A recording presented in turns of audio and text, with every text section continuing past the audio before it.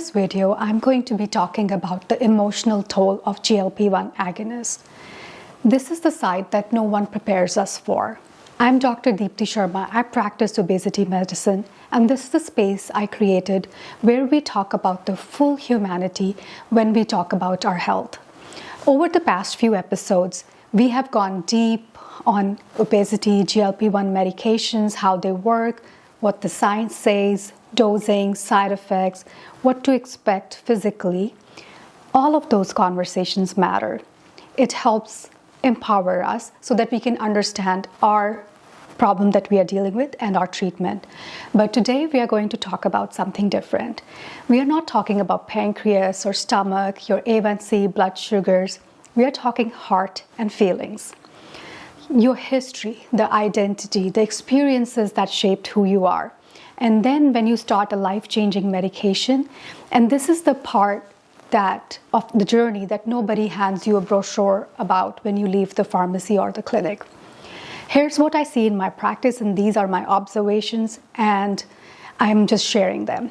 Number one, the patients starting GLP-1 medications often experience a profound shift, not just physically, but also emotionally, psychologically, in how they understand themselves, their relationship with food, and their own bodies. And most of them walk through that completely alone because no one talks about it. I want you to walk through the 5 experiences that come up again and again in my practice. Experiences that are normal, that are real, and they deserve to be talked about. Number 1, the silencing of food noise. The first one catches almost everyone off guard. You've heard me talking about the term food noise before. It's the relentless background chatter in the mind about food. What you're going to eat, what you wish you could eat, what you're craving, what you ate that you shouldn't have, and what are you going to do to make up for it. For people living with obesity, the noise is often constant, and it is exhausting. It takes up real cognitive space. It shapes how you feel throughout the day. And when you start a GLP-1 agonist, the noise goes quiet. I have patients who describe that moment, the first time they sat down to a meal or went to a party and realized they just stopped thinking about food once they were full. It's almost shocking. One patient told me it felt like she had been living her entire life with the television blaring in the background, and someone finally turned it off. She cried, not from happiness, but from grief, from the sudden recognition of how hard she had been working all her life against a biology that was simply not set up to let her rest. That silence is revealing itself now. That silence is biology finally coming into alignment with the effort that you're already putting in. So this is, again, I've talked about the willpower and the discipline and how we were fighting a neurochemical battle without the right tools. If you feel emotional when the food noise quiets, let yourself feel it. That emotion is valid. It is telling you something true about your life and how you feel and what it was like until now. Experience 2, the complicated relationship with pleasure that comes from food. Here is one that doesn't get talked about enough, and I want to handle it carefully because it matters. Food is not just fuel for our body. It's culture, it's memories, it's celebration, it's comfort, it's connection. Food is also a large part of grief and funerals. So a birthday cake or a family meal is not just sugar and flour or ingredients. It's your grandma's kitchen, it's the smell of a holiday. It is a sense of belonging. When GLP-1 medications reduce appetite significantly for my patients, it also reduces the hedonic pleasure, the hedonic eating that comes with it, not just hunger. And what happens then is complex. My patients tell me that they went to a favorite restaurant or a holiday and ordered something that they have loved for years. And halfway through, they don't even care anymore. They pushed the plate away and felt nothing. Some patients feel relieved by this, and others feel a quiet loss. And some patients feel both at once, relieved that the pull isn't there, but also grieving something they can't quite name. something about who they were in relation to that food. The person who loved that food, the person who could always be counted on to know the best restaurants, to find comfort in a meal on a hard day, to bake for the people they love and then eat it, enjoy it alongside them. I want you to know that grief is real and it deserves acknowledgement. Losing a relationship with something, even if that relationship was complicated, is still a loss. And I also want you to know that it does not mean food can never bring you pleasure again. For most patients, as their relationship with food recalibrates, the pleasure with eating comes back in a quieter, more intentional form, less driven by cravings and noise, more driven by genuine, intentional enjoyment. But that transition can feel disorienting, and you should not have to white knuckle it alone. If you're noticing this shift, talk to your physician. And if your physician doesn't know how to hold that conversation, how to hold that space, that's important information about whether that physician is right for you. The next experience that I have seen is the identity shift that weight loss brings. This one is one of the experiences that I probably spend the most time with my patients on. And I think it is also the most underappreciated psychological experience in all of patients who deal with weight gain. When the weight starts finally coming off, sometimes quickly, something unexpected happens. People start to notice. And then you realize that you are being treated differently. Colleagues make more eye contact. Strangers hold doors open longer. Doctors compliment. People at parties engage more readily. Old acquaintances reach out because they saw your picture on Facebook or Instagram. And some patients feel happy about this. Of course they do. Positive social attention feels good for everyone. But then underneath that, something starts to bother or something starts to stir. A question that is hard to voice out loud. Was I less worthy before? Did I deserve less kindness before I lost weight? Was the version of me before this medication less deserving of respect, of space, of eye contact? And then a harder question.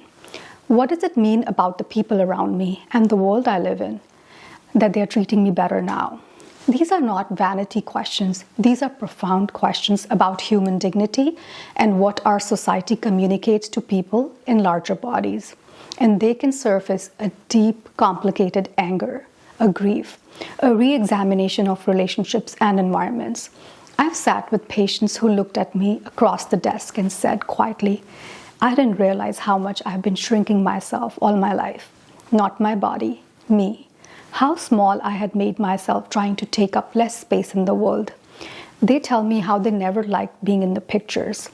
That realization is not a side effect listed in the package insert, but it is one of the most significant things that can happen to a person on this medication. And my message to you is this. Your worthiness was never conditional. The version of you that started this medication was every bit as deserving of respect, connection, and space. The world's response to your body changing says everything about the world and nothing about your value as a human being. If this is something that is coming up for you, please bring it into your care and conversations. If you have a therapist, bring it there. If you don't, this might be the moment to consider it. Not because something is wrong with you, but because you're going through something profound, something real, and you deserve the right support. The next experience I'm going to be talking about is the fear around stopping the medication. I want to talk about fear because this fear comes up repeatedly with my patients. When they're thinking about stopping or pausing their GLP-1 medication, or how about if it stopped working? The fear is rational. The data shows that when GLP-1 medications are discontinued, appetite returns, all the biological processes that were being addressed return, often significantly, and a meaningful portion of lost weight typically returns as well. This is the biology, and this is how these medications work. But the fear that builds around this fact can become its own source of stress. Patients describe not wanting to travel internationally because they're afraid of running out of the medication. They describe anxiety about insurance coverage changing. They describe a hypervigilance around their supply that starts to feel like a new form of obsessive relationship with food and your medication. And it can be relentless. And then sometimes patients describe something else too. a fear that is almost existential. What if I have to stop? What if I develop a complication? Will I lose everything? Will I go back to who I was? First, clinically, this is a chronic disease requiring ongoing treatment, much like any other. We do not expect people to stop blood pressure medications when their blood pressure normalizes. We do not ask people to stop their thyroid medication when their levels are stable on a thyroid medication. GLP-1 medications for most patients are also long-term treatment. The goal is never to go back. The goal is sustainable management of the problem. Second, and maybe more importantly, who you were before this medication was not someone who was broken. You were someone living with a problem without adequate treatment. The you that exists now, with the insights you have gained, the understanding of your own biology, the relationship you're building with your body, that is not going to disappear. That growth is yours. The medication supports you, but the work you have done to understand is not reversible. Your growth is yours to keep. If fear around stopping is consuming you, name it out loud to your doctor. We can talk about what continuity of care or long-term management looks like. We can put plans in place. We do not have to carry this fear silently.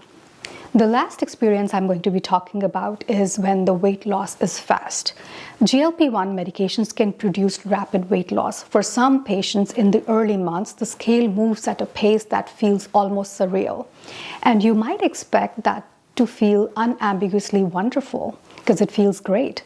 But sometimes, and I see this more than people might expect, fast weight loss brings with it a kind of psychological whiplash. The body changes faster than the mind can integrate. You look in the mirror and the person looking back doesn't yet feel like you. You reach for a size you used to wear out of habit and it falls off your shoulders.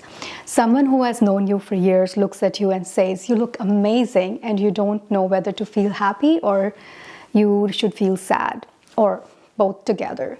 There is a term in psychology for that, which is called a phantom fat, that describes the experience of the mind continuing to perceive the body as larger than it currently is. It's related to body image, and it is real. The brain's map of the body does not update as quickly as the body itself changes. This can also surface old memories, trauma. And for some patients, particularly those who have experienced disordered eating in their past or eating disorders, that complicated experiences with their body, the rapid physical change can open up emotions that have been dormant. Not because the medication is causing them, but because change at this scale touches something deep. I'm not saying this to frighten you. I'm saying all of these experiences because if you experience this, if the weight is coming off and you feel strangely unsettled or unexpectedly sad or disoriented in your own skin, you're not being ungrateful. And this is a very real experience, and this is something that you need to talk to your physician. We are all humans, and we deserve care that holds space for that. Now, from my coaching lens, what this journey is really about. I want to take a moment here and speak from a slightly different place, not just as your physician, but as someone who is also a certified life coach. Because the coaching framework offers something the medical model alone doesn't always have room for. And what is it that I'm talking about? The GLP-1 medications do not teach you who you are. They remove a physiological barrier that was making it harder to show up as who you want to be, but the showing up, that work is yours. What I mean is this: when the food noise quiets, you have space. Space that was previously occupied by constant negotiation with appetite, with hunger, with craving, with shame. And into that space, questions arise. Sometimes for the first time. What do I actually want? Not just to eat, but in my life.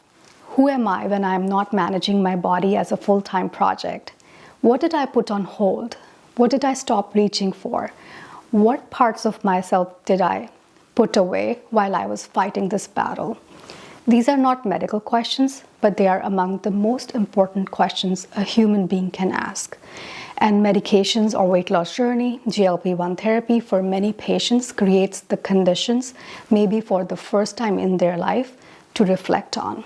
The medication addresses the biology, the coaching work, the inner work, the thought work is how you answer these questions that I just listed. I'm not saying you need to have all the answers.